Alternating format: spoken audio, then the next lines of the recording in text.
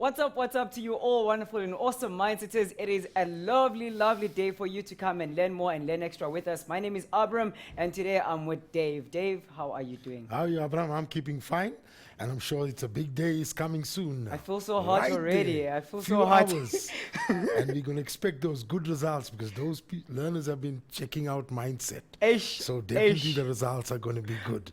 But I should say this, Dave, from a social media perspective, no panic, guys. I've been seeing you guys panicking on every show that's playing since this morning. We started playing geography shows from 10 o'clock. And you guys have been panicking, asking every little question, even the ones that you guys know. So don't panic, relax. We're here to help you guys. We're here to help you. Guys, we're doing geography. My name is Abram, and this show is proudly sponsored by Macmillan. Dave, what are we doing with our matriculants? We're going to do the paper one, and we're going to cover all the sections. I'm going to do a question on each one. So that we give them ideas again. And it's not so much the answers again, but the techniques. So it reinforces that. And also learners, as Abraham has been mentioning, that stressful factor, to remove it. You understand that when you go in there, you'll be able to interpret those questions better. Awesome. You know, because it's terrible, eh? When you come out, learners, and you say, I knew that answer. Or when you get there, you're thinking, Whoa. I think I knew it, but it doesn't come now. What is Yes, it? And it's not yes. there. But let me just say this to you guys that are watching. Relax. Take a chill pill. We're here to help you guys. Go to our Facebook page. It's facebook.com/LearnExtra. Follow us on Twitter @LearnExtra. We have posted the notes for you guys because we love you guys. There's a view option, a download option, and make sure that you also do the test yourself. I believe we do have some questions for you to test yourself. Also, a K53 link for you to test yourself. Otherwise, talking about K53, guys, we have this awesome competition whereby if you think you are a bright spark, all you need to do is to enter our Be a Bright Spark competition, proudly sponsored by Safeways K53 and in partnership with Mindset. We're giving away a car, guys. There's only 3 weeks left before we announce the car winner. On the 23rd, we'll be announcing the winner. So if one doesn't enter now, it means they can only get on the next draw next day in April. That's a long time away. Yeah, and you want to be driving during this December holiday. So guys, more information is on our Facebook page and also the Safeways K53 page. So make sure that you enter right now. During this show, I'll be telling you more on what you need to do. But now, it's learning time. I think, Abraham, if no one claims that car, I'm going to go around the studio doing wheelies with it. Now, claiming the car is another story. It's another story because I'm always on standby. Always on standby. I know the learners, and I know it's almost the time for you to write that big paper tomorrow, and I'm confident you're going to score well. But before I even look at the paper, I want to just emphasize a few things. You know, I always use this example with my learners. Your mother tells you to put the lights off or switch off unused lights because you're wasting electricity. And that is a more of a full answer. One of the biggest problems, and I will be discussing it as I look at the questions, is the vague answers. Now remember, in geography, its vague answers do not get marks.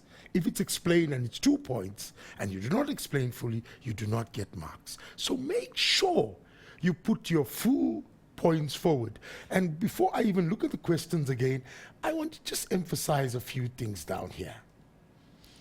Number one, and let me get the pink one, this little situation, 2 times 2, 4. Remember, our emphasis is on that, learners, that this sort of question will come out as explain, or discuss, or evaluate. So that means you must write a full factor. Like, I'm going to take a simple question like, explain how, or explain the factors that would increase erosion. And if you wrote steep gradient, is that a full answer? It's actually listing the factor. So how would I make that a full answer? Steep gradient, all right, increases the amount of runoff. The water moves faster.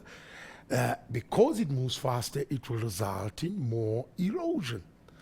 Less vegetation will allow more surface runoff, more erosion. So we need to explain. Always use this as your little guide. Obviously, if it's 2 times 1, then again look at that. That means you may get list questions, all right, name, and here if you wrote a factor that increases erosion is steep gradient, you will get a mark. The only place where you will get this, and you have to explain again, is a definition. One more little tip before I go through the papers. I always tell my learners, and I was telling one yesterday also, is that when you explaining in the paper also, imagine you explaining it to somebody and it must make sense to them. All right? Like pull off the lights. They want to know why. Because you'll save electricity or using too much electricity. So when you're writing your paper also, visualize you explaining it to somebody and it makes sense to them. So in that way, you're answering fully. But vague answers are very scary, guys. Always look at this mark allocation. All right, let's get going. All right? Let's look at this. 4 things we will be discussing today: your climate and weather, geomorphology, settlement, and economic.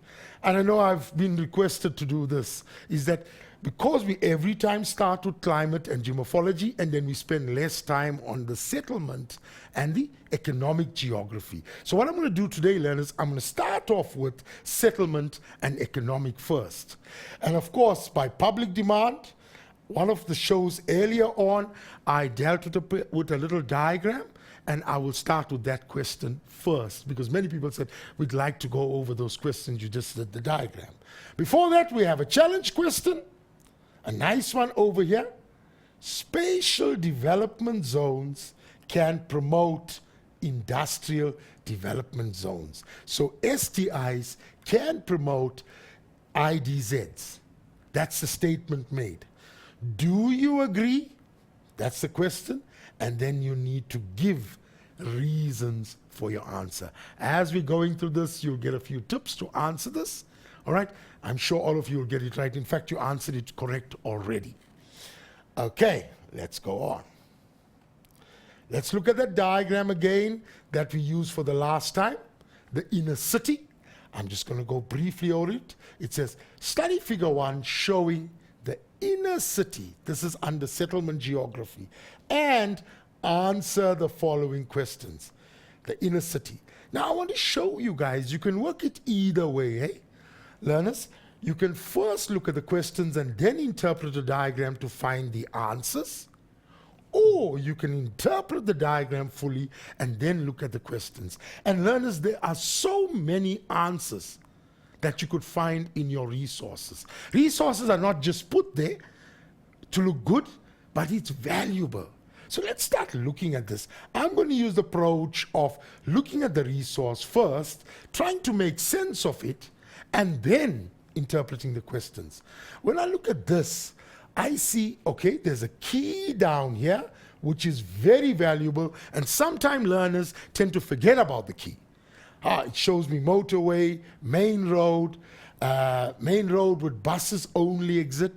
I can see something happening as excess restricted to no parking cars, car park, multi-story car park, light railway station, city limits, inner city shopping centers along there. Already I'm getting a little picture down here. I can already visualize it that we see steps are taken to actually cut down the traffic congestion. I'm already picking that up. I can see where the examiner is heading. He's going to pick on traffic congestions, problems that are associated with it, and movement of people. So immediately I see here outer ring road, which is telling me that they're creating flow, which is going to limit traffic congestion. Inner ring road, all right, another one that's also going to allow traffic to flow. Limited access and pedestrian streets. So we're allowing limited access of vehicles and we're creating pedestrian streets. So people walk, there's less congestion. All right, we created a park for light, a car park for light railway, etc., and people have to walk. We also created a park and ride car park so that cars park here and we have a vehicle that takes them towards the city. Okay, we do have a few things here which we're not sure of, and most probably the questions would then relate to those things. But those are factors. We can see this is on the outskirts of the inner city, and so is that one. All right, we can see the or the inner city shops which are situated along the road. And we can already start visualizing, hey, the day it's there because traffic is coming through and it makes money. So we worked out a lot of questions, and that's what's going to happen tomorrow, learners. You look at your resource. Don't neglect your resource and go to the questions, because there's a lot of information that's going to be of value which will assist you to answer. And if not, you actually got the answers on the resource. Okay, so make sure you use it tomorrow and cut the stress. So let's look at the first one that we have here. Name the street pattern that the main roads developed. We did not look at that. We did not assume that because we focus on that, but it's still easy to find. If I look at here, I got these ring roads, all right? But more important, I got roads moving outwards. I'm painting this whole thing up, and that's what you do tomorrow. So immediately I can see it's a radial pattern, all right? A radial pattern. That's my answer, and I've got my marks. But again, learners, remember, you need to know your content, need to know how to apply the content, and apply the content. If you don't know your content, you've got serious problems. But I'm sure you at home, you have studied hard. So that is your radial pattern. Okay? Next one. Give one reason why the inner city shops, and it talks here, inner city shops are found in narrow belts along the main roads. Action words, main road. Immediately, learners, if you see main road, why is that a main road? Because there's a lot of traffic. Obviously, if it's situated on the main road, it's good for business because there's a lot of cars passing by and they're going to stop over to shop. Okay, so many of these things you work out from the action words and the diagrams. So let's look at this one. To attract passing by motorists, since the traffic along the main roads will be quite dense. All right, I've got 2 marks here. If this was the case here, learners, then this would have been 1 times 2. Okay, so we know already, we worked out these answers. Let's go to 1.3. With reference to the shopping center marked A. Now, learners, remember, at first we did not know what A was. Therefore, the examiner had to then specify to us that A is actually a shopping center. Immediately what goes to your minds again?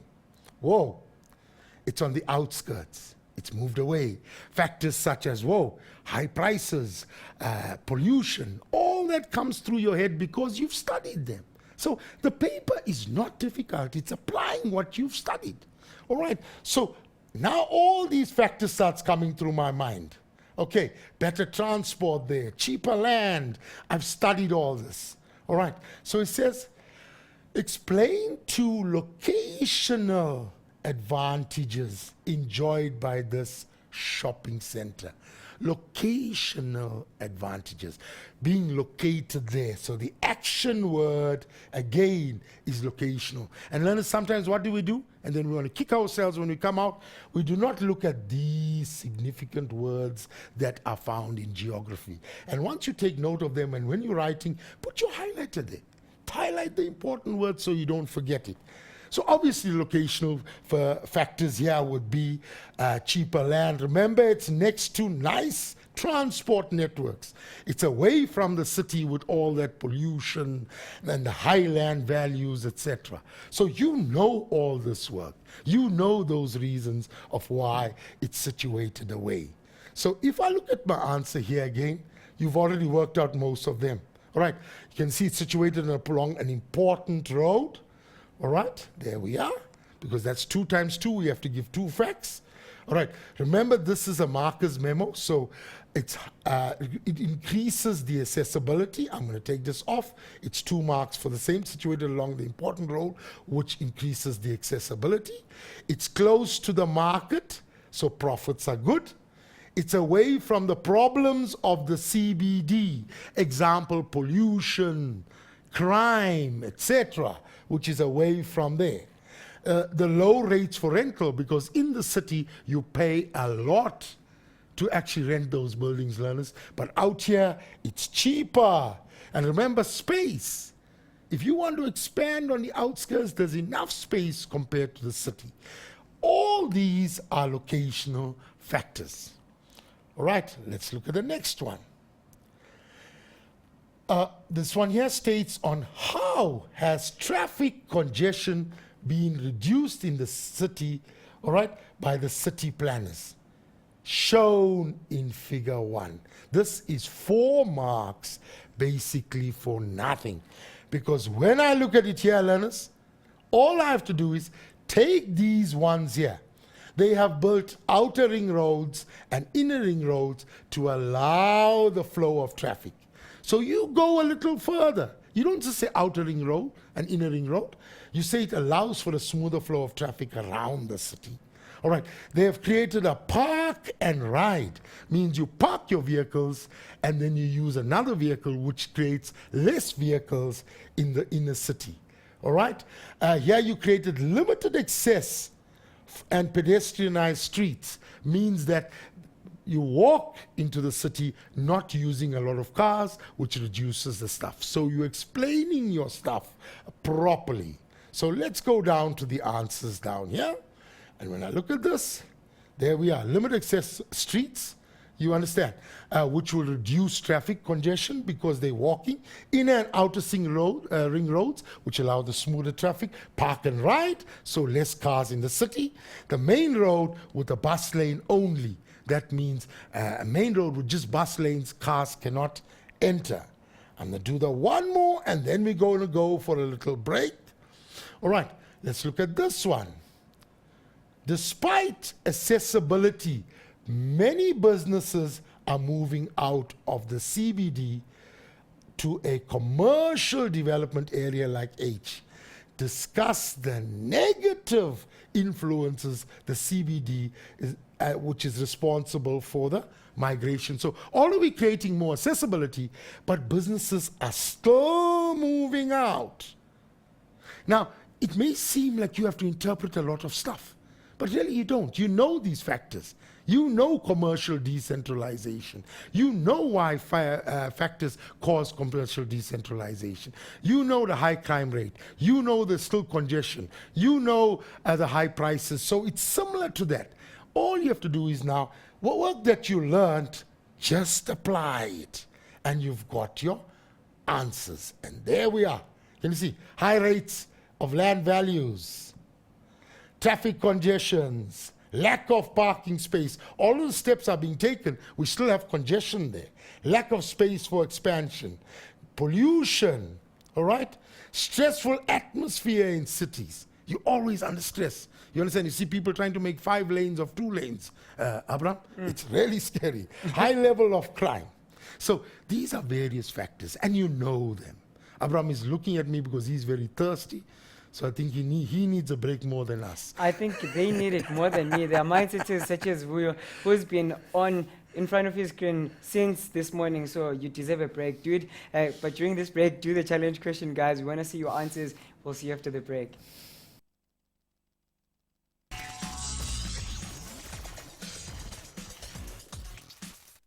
Welcome back, guys. Now, Dave earlier on was talking about the inner city, the cars moving in, parking and all of that. But I need to tell you guys that there is this awesome competition, Be a Bright Spark competition, where we're giving away a Chevy Spark, guys. All you need to do, it's simple. 3 steps, Dave. Help me.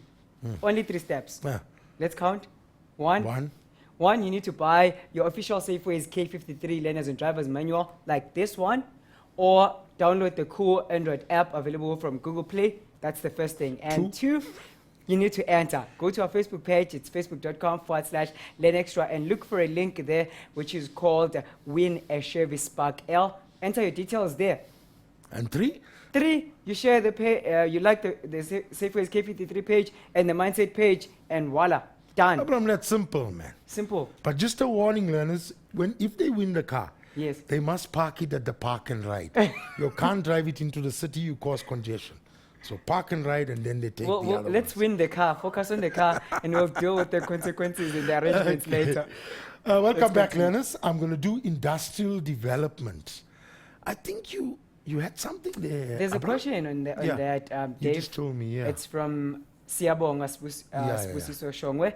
Please help me, Mindset. What is the difference between IDZ and SDI? What's the name of the young man? Sibusiso. Sibusiso. Very simply, an IDZ is an industrial development zone, and a SDI is a spatial development initiative. Actually, the two can be linked to a certain extent. Now, I'm going to look for some space, and I'm going to go skip right down here. Lucky they're not seeing the answers, Abraham. All right? Let's do this. I'm going to create a little map here. All right, Sibusiso? Now you've done maybe the Maputo corridor. All right, there we have Gauteng. I hope you excuse my maps. It's not looking so good. But I want to Always. do it quickly. You need to improve it Always. when you're drawing now. You have a Mpumalanga, and then you have Mozambique. And then they've created a lovely network with the N4, etc., the roads that link up these areas. All right? So now there's an advantage, okay, where from here it's linked to that. Gauteng can benefit, and it can take its goods and transport it through Maputo. And this road is being developed so well. So what actually happens? That's why it's spatial. It's developed along space. What's going to happen here with these beautiful roads? We may get development along these roads. It could be agricultural. It could be industrial. All right? It could be various things. In fact, it may even attract more tourists into this area because of the lovely network. So we're creating a spatial network. Sometimes, all right, IDZs can develop along these places because you have a lovely infrastructure. An industrial development zone is actually a new industrial area, like the Kruger, Richards Bay. You understand? There has been potential, there has been good infrastructure like roads, etc., and you build a whole industrial area at one point. All right? That's why we call it industrial development zones. It starts off, it just builds, there could have been a small thing there, a whole industrial area develops. Remember, guys, in the past we had the good old policy and the border industries, which were mainly aimed to keep black people in the homelands. Remember, the new South Africa, what's our aim now? Is to develop areas that have not been developed. Remember, there's lots of places near the homelands, etc., that have not been developed. Now what government is saying, we need to develop. We need to bring equity between everybody. You understand? In terms of everybody has a certain quality of life and not like the apartheid era. So that is why industrial development zones have been pushed out so that we can have development in these areas and we can up them. Remember, besides the industrial development zones in the past, it was just the 4 core areas: PWV, Durban, Pinetown, PE, Uitenhage, and Southwestern Cape. So your industrial development zone is an industrial development area that just happens. It's a new area sometimes. And the spatial development is all these networks that connect different places. And a point to note that industrial development zones can occur along these spatial development initiatives. So, Sibusiso, I hope I've answered your question. Is Well, there any? I have another question based on, I think, what we spoke about earlier. Yes. Before Sibusiso's question, it's from Brian saying, isn't being away from the CBD a disadvantage in terms of security? What's the name of the young man? Brian. Brian, it's interpreted 2 ways, because I know what you're saying, Brian. You're saying that maybe if you're moving towards the rural areas, etc., where you're living more in isolation, there could be higher crime. Now, if a question like that comes out where you can give either way, Brian, what do? You can choose either one as long as you motivate it. You understand? You can choose either way. But, Brian, you can't choose both. You can't say they move from the city and go to the outskirts because of crime in the city. Then you say they move from the rural area to the urban area because of crime in the rural area. You choose one path. So if the question allows you to motivate your answer and you say there's less crime in the rural area or less crime in the urban area or the inner city because there's more people and there's more crime in the rural area, we can accept it. because it's actually an open situation, and it depends the context in which it has been placed. But you can't do both ways now. You can't say more crime in the city, less crime in the rural area, and the next point you say more crime in the rural area, less crime in the city. Okay, Brian? Is there anything else? No, it's just answers to your challenge question. Okay. These learners are clever, eh? Very. Pick on the right questions. Okay, let's look at this little thing. Again, learners, you get shocked with the word case study. And tomorrow, please, don't look at the word case study and say this is out of the world. In fact, a case study is actually better than just an article giving you general information. Because a case study gives you more answers towards your questions, because it's more specific. So I'm happy with case studies and not just general articles. Okay, let's look at this. Read the extract below, figure 2. All right, based on industrial development. Please note, read these things carefully, learners, because the examiner is giving you little clues. Immediately, I do it this way. I close my eyes and say industrial development. Yes, what's the new industrial development happening now? You understand? Oh, it's moving out the IDZs, the STIs. What was the old industrial development? Oh, it was the Good Hope Plan, the border industries, etc. You understand? All that is playing in my mind. All right, because I've studied them. But let's read the article. Since the first democratic elections in 1994, all right, changes in economic policy. Can you see I'm already working out just with one little statement there, have altered the industrial landscape. The industrial landscape. Can you see action words? That industries now, where they've been situated in terms of our land, are changing. From a border approach industry to approach that takes industries along major transport routes. Industries along major transport routes. That is your spatial development initiative now. And of course, you're taking your industries and putting them there away from the core areas. That's your IDZs. Can you see it? I think it was Sibusiso, eh? Yes. Can you see it now happening, Sibusiso? There it is here. And you're not just going to get it straight, you're going to get it in a case study. All right. And harbor locations. Nice to put up. Kruger. You understand? Richards Bay. All at harbors because it's cheap transport. It attracts investment because they also want cheap transport. So harbor facilities are preferred a lot in terms of putting up these IDZs. Currently, government is rolling out new industrial plans. All right? And these plans will develop industries and develop jobs. Remember, we want to improve the quality of life of everyone in the country. Since apartheid is now over, we want everybody to be able to live at least a certain quality of life.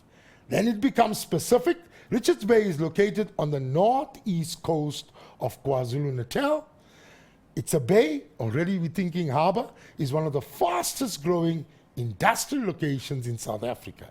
Currently, the country has 4 IDZs. We talk about Kruger, Gauteng, etc.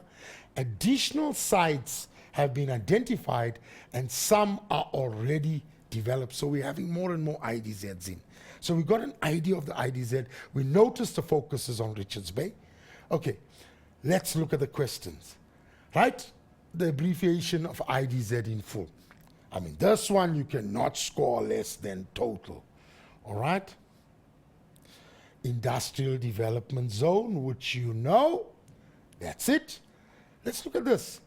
Mention one development strategy that was implemented before the 1994 democratic elections. All right? Before the 1994. You've got one here already. Can you see it? Where we talk about the border industries.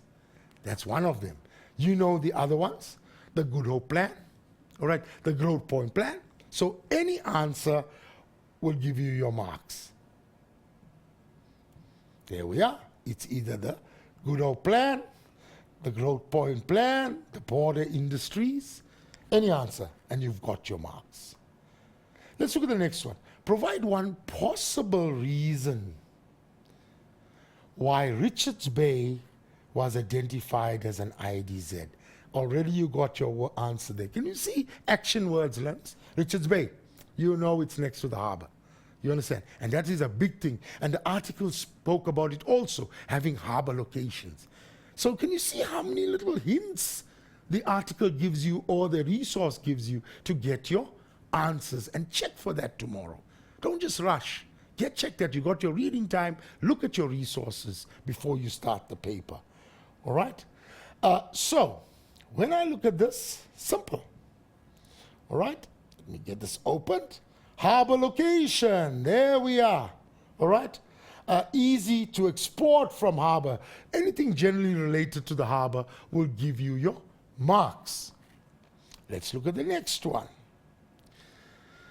Discuss 2 advantages, all right, for industries to locate in the IDZ. Advantages, why is it good? All right, the infrastructure is there, we've got a labor supply, isn't it? Also, remember it's a government initiative. All right, this is taken straight from what you studied and you're putting it. Government initiatives, so they're going to create incentives for people to locate there. They're going to subsidize. So there's so many advantages which you know already. But some of you tend to look at it, learners, and say, you think Richards Bay only. Remember, now you think general information. The question looks sort of very scientific about Richards Bay, but you can take your general answers and adapt it to it.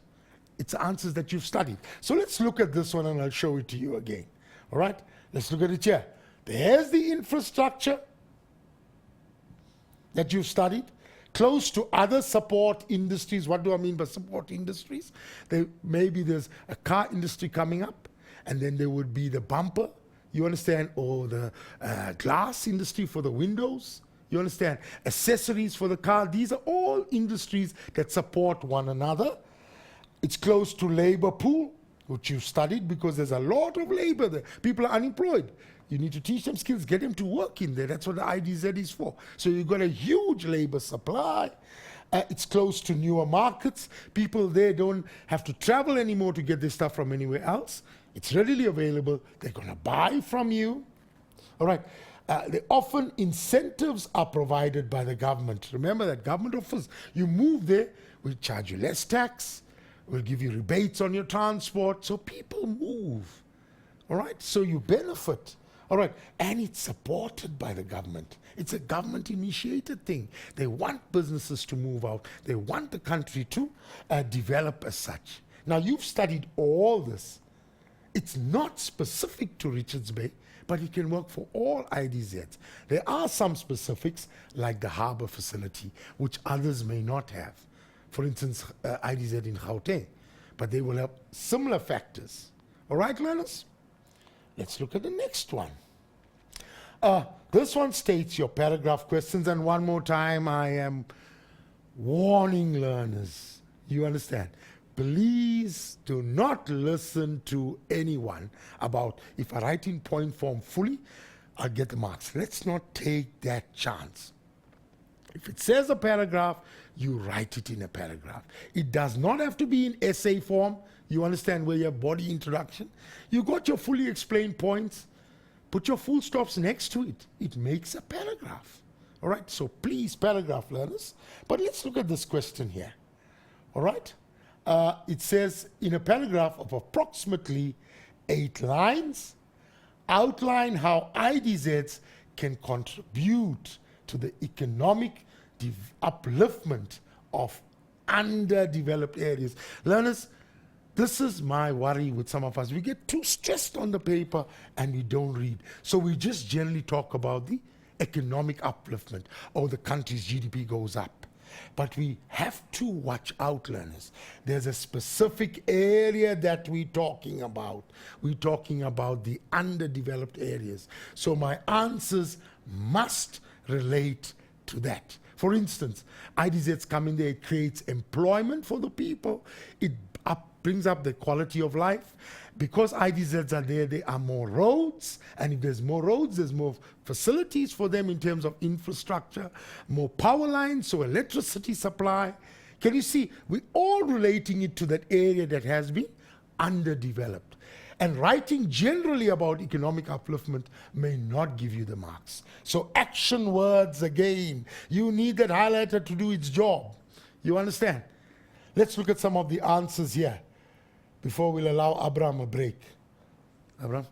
All right. You can see improvement and development of infrastructure, which is here. Skills development, which will teach them and then earn better salaries or get employment, improving the quality of life. Job creation, higher income related to the skills development, improved living standards or quality of life. It will attract foreign investment, all right, which will then have more people coming in, more business for the local area that's underdeveloped, all right? So it will bring in those forest income. I think this one is a bit repeated here, but it's more towards that foreign investment. Or we want to talk more about tourists coming in, visiting the area, bringing in the money. Therefore, the underdeveloped area has become more developed, improving the quality of life. But we made it specific to the question, which will give us our marks. I think Abraham needs that break. Let's give him a break. Thank you so much, Dave. I'm not the only one who needs the break, though. There are tons and tons of mind sitters that are watching right now, and I must say they deserve that break. But during this break, you do have a challenge question, guys. Make sure you get on it. Dave is waiting for those answers. Already, there are so many questions, and I'm highly impressed, guys. After the break, we'll be answering your questions. But during this break, lastly, guys, we're giving away a Google voucher worth 150. All you need to do is to caption the picture that we have on Safeway's K53 page, and the comment with most likes, the funniest of them all with the most likes, gets to win a 150 voucher from a voucher for Google. So all you need to do, guys, is to jump on the Safeway's page right now. We'll see you after this break.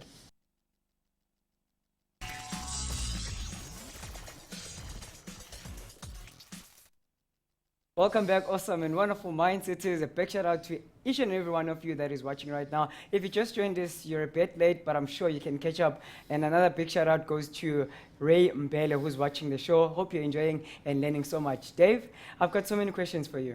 Okay, let's shoot. Right. Pilisi Wagunene is saying, I'd like to know what is agglomeration and how is it linked with IDZ and SDIs? Okay, agglomeration and the name of the young person? Pilisiwe. Pilisiwe, agglomeration is when we have all these industries focused in one area. You understand? Come together in one area. It's like centralization, putting everything together, combining them into one area. You understand? Agglomeration could have another meaning where we take farms, like for instance, agglomeration of farms, and we actually don't cram them into an area, but we make them function on a larger scale. Like you've got subsistence farmers, all right, and you tell them, listen, we'll build one commercial farm, and when we build a commercial farm, all of you will farm this area together. So I'm just worried, are you looking at the agglomeration in terms of combining things, or are you looking at concentration of industries? So if we're looking at the concentration where it all is in one area, then your IDZs and your STIs play a part in reducing that congestion or concentration. We have centralization, now we have decentralization. Remember I spoke to you about this, everything is in one area.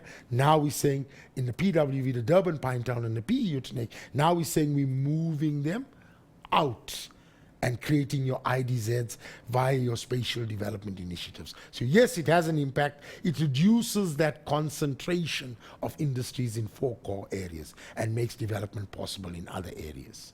Right. Okay. Hope you answered, Pilisiwe. Here's another one from my Hlome. What challenges do SDI face?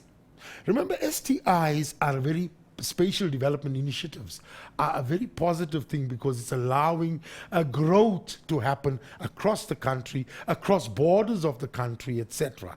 If we're going to look at some of the challenges there, I suppose one of the challenges would be the cost factors and getting private sector on board to work with government.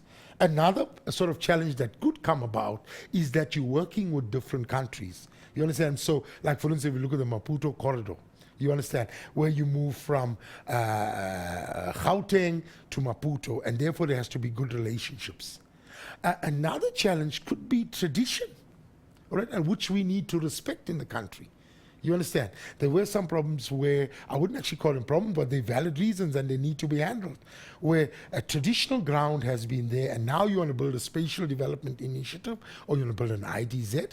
You understand, in an underdeveloped area, and according to people's cultural belief, which has to be respected, this is our land. You understand? It could be ancestral land, and we do not want to move or develop on this land. So these things have to be discussed.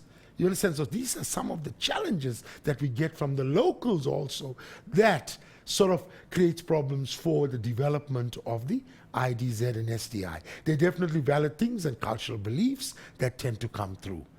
Okay, Alright. so let me give you a last one. Zanele, I just want to know the importance of the harbor in our South African economy. Remember, your harbor is the cheapest form of transport. And the beauty part of South Africa is that we have, on three sides, we have the ocean, so which creates quite a few harbors for us. So it's a cheap form of transport. Remember, if you're bringing things from overseas by airplane and carrying those heavy stuff, it's going to cost you a lot. But coming by ship is far cheaper. It also allows our goods to be sent out cheaply, you understand, and to get imports cheaply. It also encourages investors in our country because they see the harbor facilities and they know their costs will be reduced. So it definitely promotes economic development in our areas. Awesome. Okay. Let's move on. Let's move on. Okay, and let's go. I'm so happy I've done these questions on settlement and economic first, but let's get back to climate. I know climate is a sticky section for people. And again, people, it's not a difficult section. All right? I think the gremlin has taken my little letters away from this, but it doesn't matter. We'll add the letters in. It says, refer to figure 3, illustrating the origin of a mid-latitude cyclone. Immediately, learners, origin. You've learned your work. Already you start to apply it. Where? It's at the 60 degrees, at the polar front. All that starts to come to your mind. You understand? All these things start to come to your mind. So you already start working it. You've been provided with 4 alternate responses for each of the statements. Only write down the correct letter. You know these things already. If it's 3.1, you put it A, B, C, or D. Now, again, origin of mid-latitude cyclone, you know it here. I'm going to add on a few letters here. Now, why am I choosing a multiple choice question, learners? Because sometimes we think, it's just simple. I look at the answer talks about this. It's a correct answer. We need to go through our 4 options before we answer our question. All right. Let's look at it down here. I'm going to create a few things here. Maybe I'm going to be wrong with my symbols, but I'm going to create, I think, a B here. I'm going to create a C here. I'm going to create a here. All right. Or let me take that out. I'm going to create a there. All right. Gremlins are terrible people. They take away all our letters. And the A doesn't look really nice as an A, but that's the best. All right? So I'm looking at it. Polar easterlies. What am I seeing? That is coming from the poles. You understand? I'm looking at this as my westerlies because I've studied. So already worked out that this is where it's going to originate. Where does the warmer air and the cold air meet for the origination? I know it's the polar front. All right. I know if that's the polar easterlies is coming from the poles, it is cold. I know that that is coming from there, it's the warmer air. So what does the diagram done here? Instead of your normal ones where the textbook shows you the cold air and the warm air moving along the polar front, we created a different diagram. Okay? Now let's look at the questions. Figure 3 represents the what stage in the development of the mid-latitude cyclone? Already you've got a clue. It says the origin of the mid-latitude cyclone. You know your stages, and you know automatically that it's the initial stage. You double check to see if there's anything else here that is close to that. All right? Let's look at the next one. 3.2. The atmospheric pressure at A is low as a result of, and I'm praying that we have, yes, I've got A. So it's talking about right at the polar front that the atmosphere pressure is low. You've learned that at the equator it's high, 30 degrees, equator it's low, 30 degrees high, and polar is low. Now, let's look at the answers here. Convergence of horizontally moving air, heating of the atmosphere, all right, cooling of the atmosphere, divergence. Now, automatically, we know when it's a low pressure, there's no divergence of air, there is no cooling. And we find when it comes to this, learners don't look properly. Many of them tend to go for the heating, because you've learned from your general information that heating causes air to rise and therefore resulting in a low pressure. But in this case, it's actually A. Why is it A? Remember, this is closer to the poles. All right, learners? And if it's closer to the poles, it's actually a colder region. But because we have this polar front that is formed here, all right, what happens? As air comes from the equator and the poles, it converges and it's forced upwards. Can you see it? How careful we need to be when we answering this question. So it's the moving of air, convergence when it moves horizontally and it flows up the polar front. This one is simple, eh? Latitude A is approximately how many degrees sort of south, okay? And we know it's happening at the polar front, so it's definitely between 55 and 65 degrees. The next one, A represents a what front, all right? That's simple, you already worked it out. You know it's a polar front. B represents what wind belt? Let's look at the options here.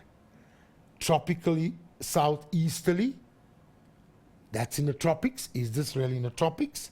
Northwesterly, tropical northeasterly, polar westerly. Now you've learned about the westerly belt, the easterly belt. Now you're saying, but what is this? Let us look at the diagram and we'll get our answer. If we look at C, you understand? Then we would look at it coming in from this area, and winds are named according to the direction from which it comes. So it's coming from a northwesterly direction, so obviously my answer would be northwesterly. Okay? Let's look at the next one. Air mass at C is something than the air mass at D. And I'm going to add on D here. Okay? And this one here we take as being D. Let me strike that off. That's your D. So I know that's coming there from the warmer area. It's going to be lighter. All right? It's going to rise. Okay? Yeah, it's colder. It's going to diverge. All right. So let's look at the answers that we have there. C, is it warmer and denser? Watch out, learners, because you jump on the word warmer and you say that's the correct answer. But is warm air dense? No, it is not dense. All right, let's look at the next one. Colder and denser, definitely wrong. Warmer and less dense, that seems to be the right one. Let's look at the last option. Colder and less dense, wrong. So we have to interpret the questions before we decide on the answers. This one is simple. The deflection of winds shown in figure 3, where the winds are being deflected. Can you see it? And of course, you all worked this out already. Which one is it? Yeah, we can look down very quickly and we know it's a Coriolis force that deflects our winds. All right, last one. Once fully developed, a mid-latitude cyclone will mainly affect the weather of some place during some time. Now let's look at this. Southwestern Cape, we studied already, all right, that it actually affects it more in winter. It's fine, Southwestern Cape is correct, but spring is wrong. Southwestern Cape and winter, that seems to make sense. Gauteng in summer, doesn't make sense, doesn't get cold fronts. Gauteng in spring, doesn't make sense. But let's throw one here, learners. Let's say Gauteng in winter. We do get, if the answer was here, it was Gauteng in winter. Now we do get cold fronts in winter. So could we accept that answer? Now we've got two answers that may be correct. But we'll still have to accept this one because there's an important action word. Mainly effects. Can you see it? So we look at these action words and then work out the answers as such. All right? I'm going to actually not give Abraham a break. I'm going to go through this diagram a bit. You understand? And then I'm going to go back and I want you to think about this. All right? Let's look at a diagram like this. It says, refer to figure 4 showing a synoptic map and answer the following questions. All right? Number 1, you know it's a weather conditions. All right? Look at what is found on the diagram. Now, before I give you this break, I want you to just point something. I'm going to come back and discuss this. There's things that are added here. The big thing that's added here is this one. All right? It's in a specific point. Think about what it is while you take that small break. Thank you so much, Dave. A big shout out to Tandeka and Tiny Libambo watching the show. And did you know, Dave, that there is a mindsetter by the name of Wandi who's been getting totals throughout the whole year on climatology? Fantastic. That's what he's saying. So keep it up, Wandi, and all the best. Help other mindsetters on the page because that's what we want. That's the spirit. One more total. One more total tomorrow. That's it. One more total, One then more that's total. it. I mean, One you can't get more totals total, man. from the Come beginning of the year One until more now, total. and then you lose it at the end. You Yes, just man. can't. But I trust him. He can He's do it. gonna do it tomorrow. We've got so much faith in you. Keep it up. We'll see you guys after the break.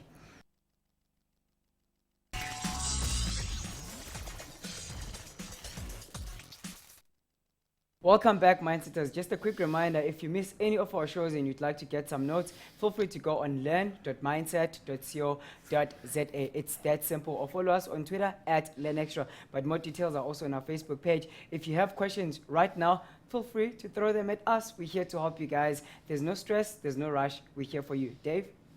Yes, I'm sure they worked it out. They know what this is. I'm sure. It's a moisture front, learners, and I'm sure my total man also was the first one out there to get it. Okay, so it's a moisture front. We put this in specifically, and that is important with even your synoptic maps. We put in, or the examiners put in, specific stuff because they want to explain it, and you need to work that out. Okay, what else are we looking at here? We see a clear high pressure system down here. Okay, that's in the area. We see a low pressure system that's going across the land. We already worked it out with this moisture front that we're going to get something else. And we know what we're going to get. And I know you're shouting out the answer there. We're looking at line thunderstorms, isn't it? Because see a well-developed high here, and we can see there's a high here. All right? So it's bringing in the air from both sides. It's bringing in the air from the South Atlantic High, which is cold and dry. It's bringing in the warmer, moist air down here, which is coming in. The moist air is forced up. So we already start to visualize all that. All right? So we worked out our stuff. But you already worked it out, learners. You are masters already. So let's start looking at some of these questions. All right? Name the high pressure cell, all right, H, on the synoptic weather chart. Obviously, I put this in now. This was there. If you're looking at this side, you know that is the South Indian High. Okay, simple stuff. You've learned, you're just applying it to the synoptic map. So it's definitely the South Indian High. Can you see it? Also, there's alternate names.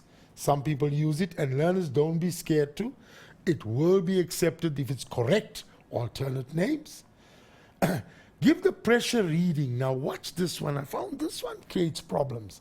Give the pressure reading recorded at the center of the high pressure cell.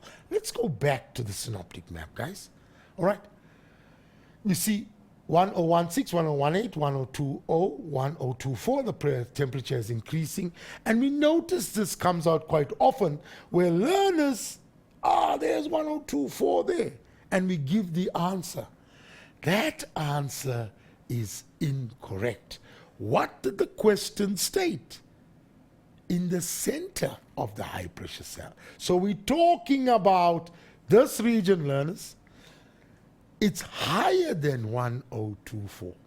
You understand? Even if you made it 1025, we'll have to accept it. But it cannot be 1024 because that isobar is there. It's joining those places of equal height and not after that. So be careful on things like that. So it's actually more than 1024. And we need to be careful on that. Can you see? There's gremlin here again because that looked a bit like an 8. So I'm going to correct this. 1024. All right? More than 1024. These gremlins, they keep coming in, eh? Yeah. All right. 4.2. Name the weather system at X. All right? Let's look at the weather system at X. Okay? I'm going to actually put in an X there. All right? Develops as a result of difference in moisture content. Okay?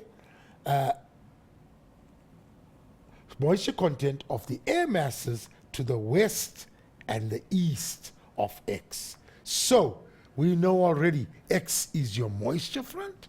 And we know that this develops already. We worked it out that we have the cold, drier air, not dry, drier air from the west, from the South Atlantic High.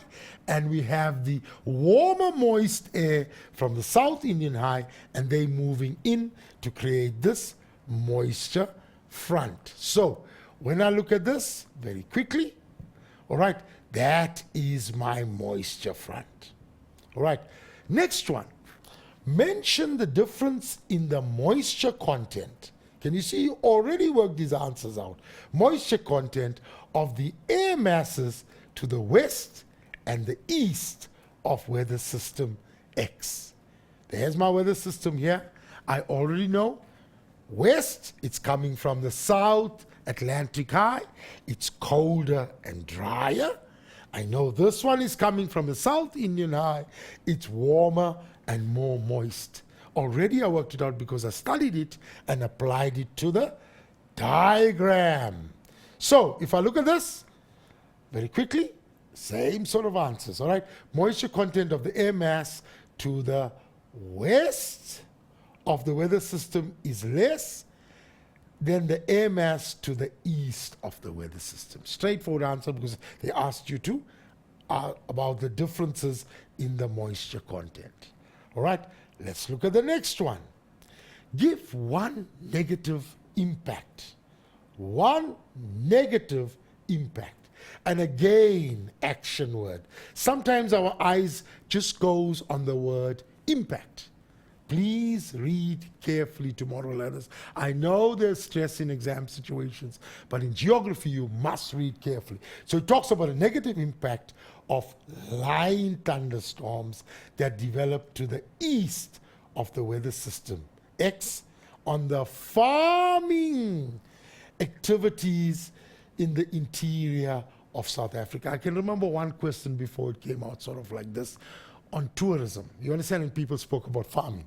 So if you talk here and just mention it stops tourists, it may reduce the production of the area and it may reduce farming, but you need to be specific how it affects farming. You understand? You say it will affect schools in the area will be flooded. Is that farming? So be specific to the question. All right? Obviously, it's going to cause flooding, learners. You understand? Damage to crops, livestock. You understand? If its rainfalls are heavy, and these are the negative impacts. So when I look at here, it could cause flooding of the farming areas. Hail associated with thunderstorms could damage the crops. Soil erosion because of the massive amount of water. We have a lot of soil being washed away, fertile soil being lost. It's going to affect the farming. But it's directly related to the farming. So learners, a point to note from this question, whenever you're answering something like this, make sure you look at the action word. Lots of learners over the years have lost unnecessary marks by not reading the question properly. Okay, let's look at the next question. In a paragraph, and I'm going to warn you learners, paragraph, not point form, because we just could lose our marks. I'm sorry I'm saying this so many times, so that you will drum it into your heads. 8 lines, and remember, it says 8 lines approximately. If you write a little bigger, don't get scared and try to now spend time squeezing it in. If you write a little bigger, it goes more than 10 lines, 8 lines, fine. If you write smaller, it goes less than 8 lines, fine. As long as you explain 4 points, which is 4 times 2, 8. Let's look at this. Why line thunderstorms occur to the east of weather system X? Now again, we studied this. Remember, warm, moist air from here, warm and moist. Cold and drier air here. All right, cold and drier air. So what we're basically looking at, and I'm going to find a little spot here. There's the cold and dry air coming from here. All right, this one here. There's the moist air coming from here. All right, it's creating the moisture front here. Obviously, the cold, dry air will stay low and it will force the moist air up along this thing. And this one will be there because it's cold and dry. Where is the moist air coming? From the east. So it's going to be more rainfall on the east and limited on the west. You know the reasons already. So let's look at the answers.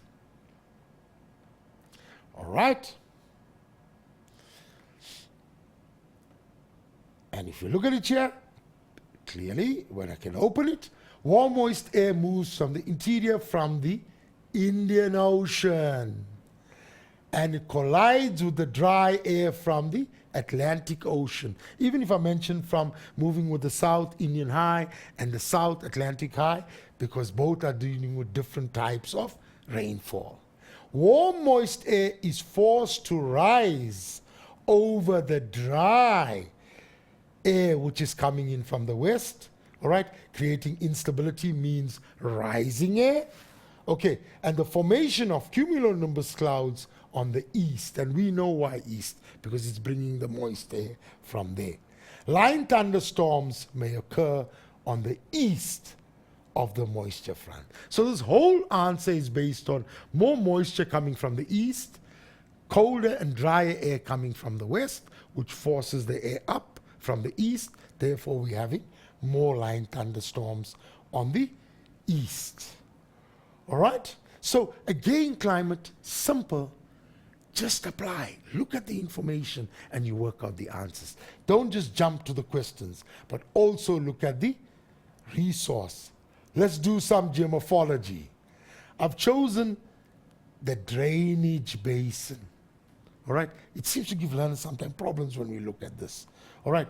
Let's look at what the resource has got for us. It says boundaries of secondary drainage basin. All right, we've got smaller basins in a bigger basin. Can you see one stream there, one stream there? This could also be something known as your interfluve, all right, where it's separating two streams in the same river system. All right, this is the boundary of the main drainage basin. So this is your big drainage basin, all right? So this is your boundary, which also could refer to your watershed. So we could use it in various ways. So we talk about a secondary drainage basin, a smaller area. There's your line, with your interfluve. Let's look at any other information? No. So let's look at it again, the questions itself. Figure 5 illustrates a drainage basin, and now you need to answer the questions that follow. Notice that these type of questions, a lot of times we ask you to explain what a drainage basin is, because that is going to be used in the rest of your answers or your questions. So you know already what's a drainage basin. All right? An area drained by a river and its tributaries. Here we will have the word an entire area drained by the river system. Now learners, you may say, how? I've learned by a river and its tributaries. Now it talks about a river system. Which one is correct? Remember, a river system consists of the tributaries and the main river. So both answers are correct. That is why when you're going through your past memos, there's a word that's written here.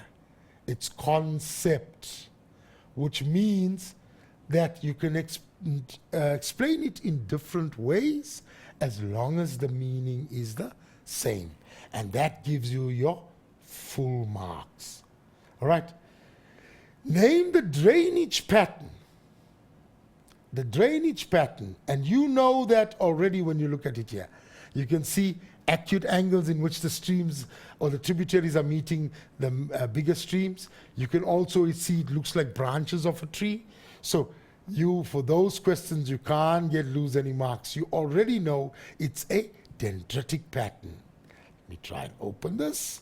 A dendritic pattern, and that's your mark. Give one reason for your answer. And you can see, learners, again, it's simple application. You've done diagrams. It just is a different diagram, you understand, to the one you see in your textbooks. But you can apply it. You can say it looks like branches of a tree. All right? The tributaries join the main stream at acute angles. Any answer. And you got it correct. Okay? So let's look at that answer down here. All right. Tributaries appear like branches of a tree. There we are. Tributaries join the main stream or the smaller streams at acute angles. I think the big one here is at acute angles. You understand? That's your characteristics of identifying this. Let's look at one more. Determine the stream order of the main river where it flows out of the drainage basin. Right? The stream order. Again, this may look complex, but you can work this out. Let's go up. And I'll show it to you. Here we have stream order 1. Stream order 1. All right, which results in stream order 2. Here we have 1, 1, which is 2. Eventually it turns 2. When two stream 2s meet, it becomes 3. All right, let's look at this one here. We have 1, 1, which is 2. We have 1, 1, which is 2. And this becomes 3. And where stream 3s meet at the mouth, because that's where we look at it, it becomes 4. So don't look, it's not complex, learners. We just need to work out slowly, and we worked it out to stream order 4. All right? It's the 4th stream order. And because we're working out issues here, we were given 2 marks for this little one. All right. The illustrated drainage basin will experience flooding during rainy seasons. All right? And what you call it is, because of the flooding, you understand, we could have problems at the bottom. And this is, now you may say, but where's the flooding here? It's a simple question again. What happens with the flooding? What happens when you build flooding? You've learned in geomorphology. You build levees, you also then build channels, you build dams. You've learned all this information. It's the same information down here which you apply, that you've learned. Let's look at this quickly. All right, stream order will increase, okay? More first order streams will develop, increase in the stream order, things that you've studied already. Let's take that break. I think we deserve it, and so many questions have been coming in. Guys, thank you so much, and I just want to urge you to help one another, because that's the spirit of Mindsetters. We'll see you after this break.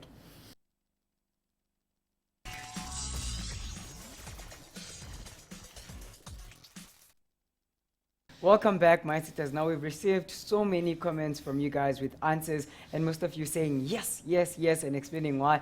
Well, let's hear if you guys got it right. Dave? Let's see, learners.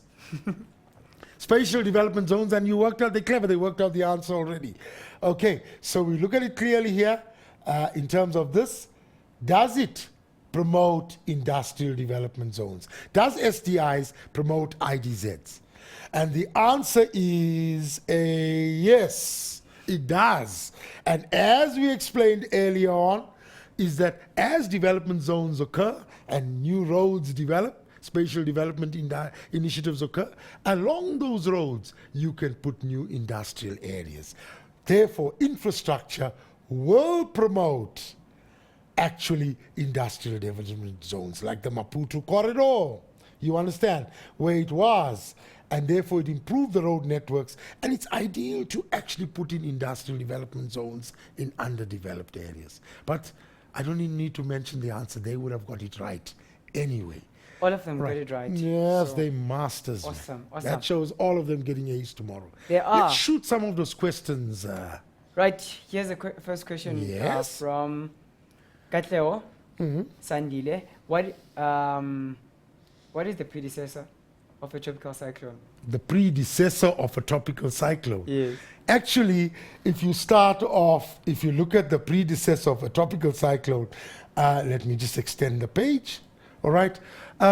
If you're looking at a trough that's forming, you understand, maybe that could be the predecessor, because I'm not very clear about where you're heading with this, but you could have a trough of low pressure forming. And as the trough, because of high temperatures, and that could be related to the conditions of your tropical cyclones to form.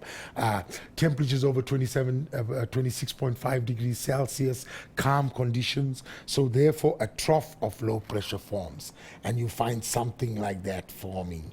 You understand? It's already part of the stages. It's the initial stage of development. So maybe you could look at something like that. But I would say more focus on the conditions for the formation. Calm conditions, temperature above 26.5 degrees Celsius, you understand. Latent heat, which will cause more heating, more air rising, you understand. Lower pressure, because in the end, when the pressure gets very, very low, that's when air rushes in towards the center. So look more at the conditions, you understand. Because we may look at the trough, but it's also part of a tropical cyclone. Right. All right. Santa Kumalo says, can you please explain what will happen to the tropical cyclone in the satellite image once it moves overland? Yeah. We'll see it more clearer in the sort of isobars. Because when we look at, and it may just be a little problem for me to show you here.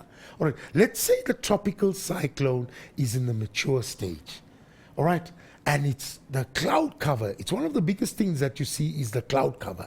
It's very close because you got these massive cumulonimbus clouds, 15 kilometers in height. So what I'm going to see, I'm just going to make it like that. You understand? You're going to see a dense cloud cover. Obviously, you'll see more movement like that clockwise, but it's going to be dense. And as you're going over the land, you'll get this side will be quite dense, and maybe you'll have some breakages in here. Better to see it on the isobars, all right? When you see the isobars, remember you've done your forward left-hand quadrant where its isobars are closer here. You understand? It's close here and it's further apart because that's your most dangerous part. But as it moves over here, what's going to happen to this isobars here? It's going to be further apart down here.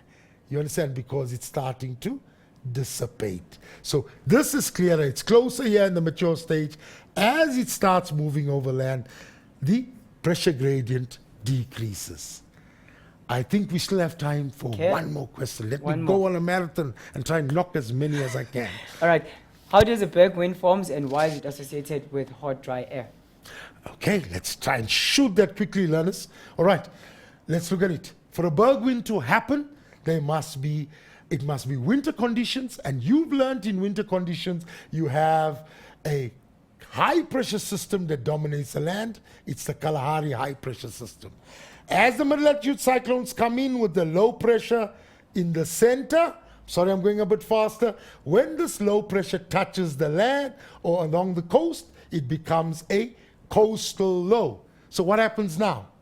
Remember, you've got the mountain range down here. Air moves from high pressure to low pressure.